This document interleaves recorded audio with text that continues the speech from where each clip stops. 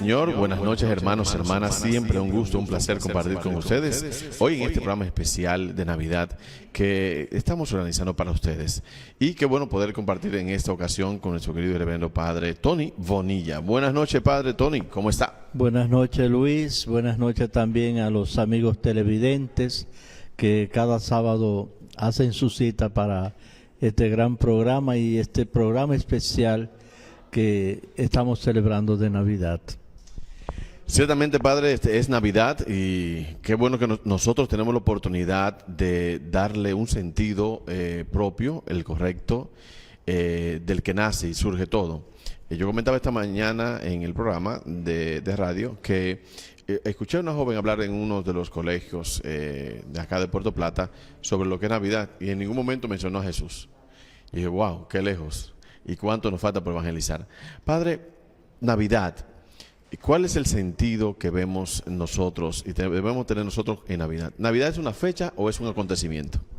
Yo creo que son las dos cosas, porque no hay acontecimiento sin fecha. Si tú hablas de la restauración, tienes que hablar de la fecha de la restauración. Y aunque teológicamente se ha dicho y se comenta, no se sabe si exactamente Jesús nació un 25 de diciembre, pero sí es la proximidad de el tiempo en que cronológicamente se ha establecido. Sin embargo, yo creo que como nosotros cuando tenemos un cumpleaños, cuando tenemos una celebración de familia o una familia que espera a un niño, siempre es un acontecimiento.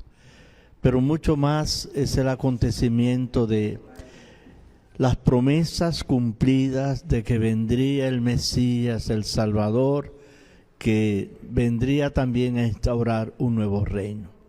Y ya cuando vamos a los evangelios, específicamente el evangelio de Lucas, que va mucho más, y pienso que hay una, no intérprete, sino una informadora de ese evangelio que es precisamente María, porque Lucas estuvo bastante cercano con la Virgen. Fue uno de los evangelistas que no conoció personalmente a Jesús.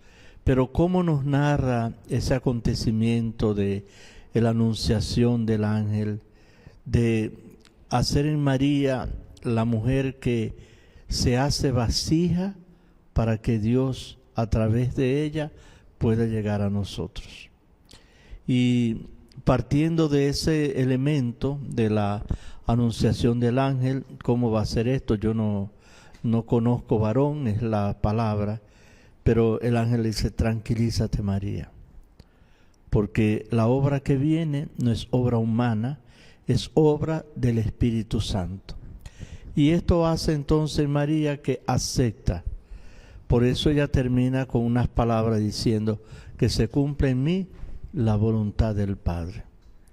Y ya sabemos que ella misma se declara, aquí él está la esclava del Señor, la sierva del Señor, que en el sentido judío el siervo era el que se hacía pertenecer a un amo. Y ella se hace pertenecer a Dios como su amo, y la que acepta estar en esta disposición. Por tanto, es la persona clave, podríamos decir, del acontecimiento del nacimiento de Jesús, que ocurre de manera tan natural. Y ya escuchábamos precisamente en una de las lecturas que iban a empadronarse. Era hacerse un censo y yo decía en la celebración, bueno, José no parece que no tuvo en cuenta que esa mujer estaba casi a dar a luz para salir, pero era obligatorio. Y acontece el nacimiento de Jesús, que en verdad es la Navidad. Es la fecha que yo creo que es una de las fechas mucho más bonitas de la liturgia, porque incluso hasta los no cristianos se involucran en este acontecimiento. Realmente la Navidad ha trascendido el sentido cristiano. Lamentablemente a diferencia del principio, que las fiestas fiestas mundanas se cambiaban o se trocaban por fiestas cristianas, como fue la fiesta del Dios Sol, que se celebraba el 25 de diciembre, exacto. y se trocó y se cambió por la fiesta de Navidad, Jesús, el sol que nace de lo alto, ¿verdad? Exactamente. Y el mismo Isaías que lo menciona también, una luz te ha brillado, ¿verdad?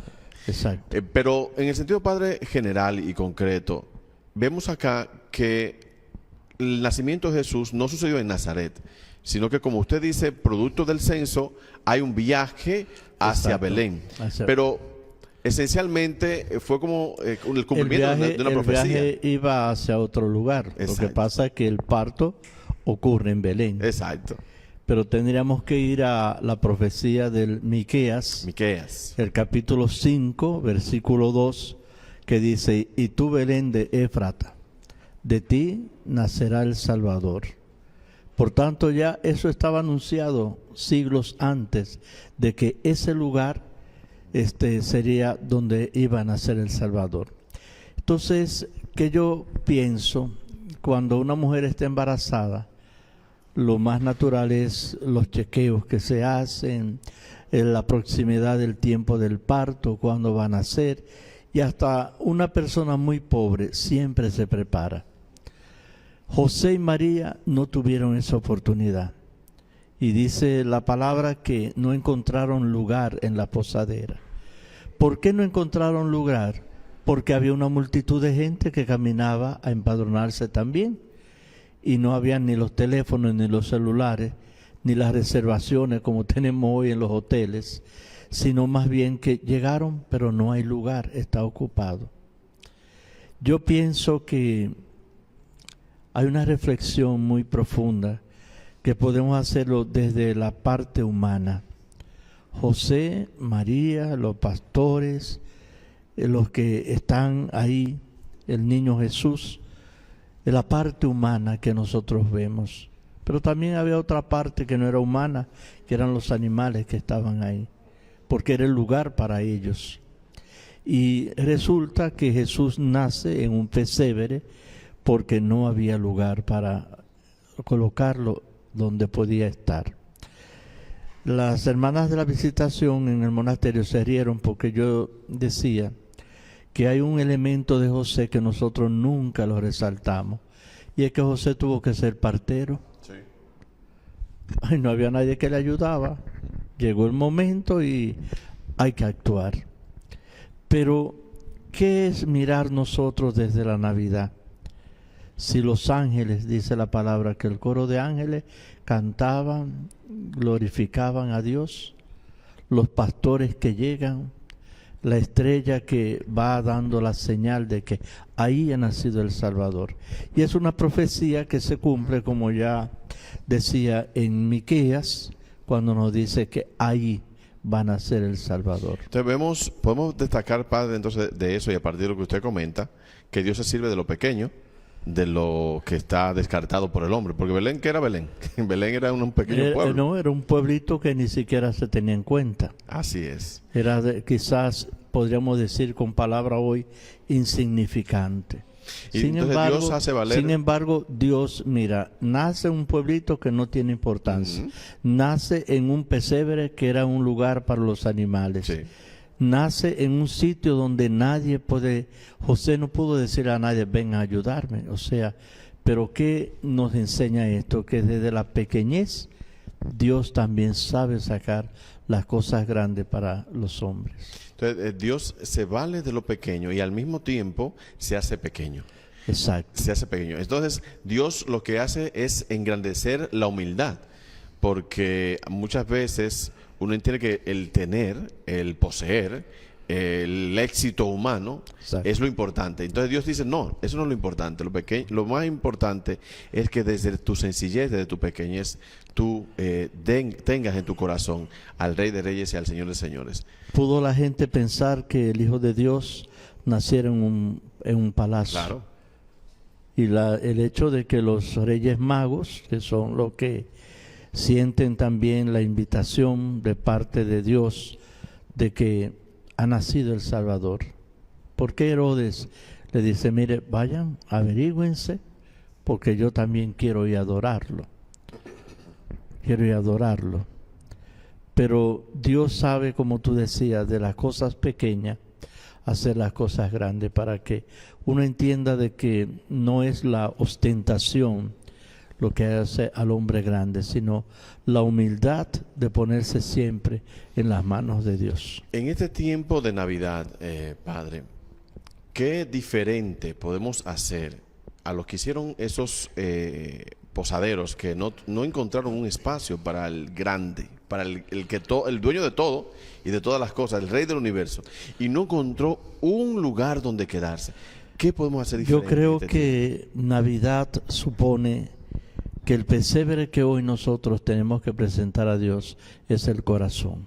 El corazón humilde, el corazón dispuesto, el corazón puesto a la voluntad de Dios en la medida en que tú puedes caminar y confiar en Él. Por eso hoy la gente se preocupa por tantas cosas materiales y, como decía hace un momento, hasta los que no son cristianos celebran Navidad. Celebran Navidad. Tú encuentras un borracho y ¿por qué estás borracho? Porque estoy celebrando Navidad. Sí. Entonces, todo esto nos hace a nosotros pensar que hoy nos toca preparar nuestro corazón para que Jesús de verdaderamente nazca y siga naciendo en el mundo. Hermanos, hermanas, es importante recordar que el verdadero Belén debe ser la sencillez, la humildad, con la cual nosotros debemos acoger a Jesús en nuestros corazones y en nuestras vidas. Y que el recién nacido quiere quedarse contigo y en tu casa. Ábrele un hueco, un espacio donde hay tantas cosas que ocupan el lugar de Jesús en tu vida. Dale el primer lugar y no hagas como los posaderos, Padre. Dale una bendición especial a todos los hermanos y un mensaje final, por favor. Bueno, el mensaje final sería que continuemos preparando durante todos estos días. La Navidad concluye con la fiesta del bautismo del Señor. Tendremos 6 de enero la fiesta de Reyes. El siguiente domingo ya es la fiesta del bautismo del Señor. Dentro de todo ese espacio también está la Sagrada Familia que celebramos. Seguir con esta espiritualidad de la Navidad. Y Navidad es compartir, Navidad es reunirnos como familia, Navidad es tener en cuenta a mucha gente que hoy necesita de algo. Y tal vez podríamos hacer un pesebre cuando yo soy capaz de extender la mano a uno que no conozco, que necesita y que de verdad es una muestra y una presencia de Dios en el mundo. Así es que nada, bendiciones para todos y que podamos seguir aprovechando estos días, unirnos a nuestras celebraciones que tenemos en los templos y dejar que Jesús no solamente nazca, sino que siga creciendo como un niño agradable y bendecido para nosotros. Sigue con nosotros, aún hay más de este programa especial. Adelante.